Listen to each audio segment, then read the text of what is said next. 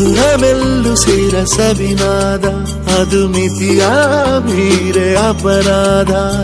ಎದೆಯ ಒಳಗೆ ಇರೋ ಕಿಡಿಯಿಂದ ಶುರು ಮಾಡೋ ಚಂದ ಬೆಳಕುಂದ. ಮತ್ತೆ ಮತ್ತೆ ಮತ್ತು ಬರೋ ಹಾಗೆ ಕಣ್ಣು ಕಣ್ಣಿಗೆನೆ ಮುತ್ತುಗಳ ನೀಡಿದೆ. ಕರಗಳು ಕತ್ತಿಗಳ ಬೀಸದೆ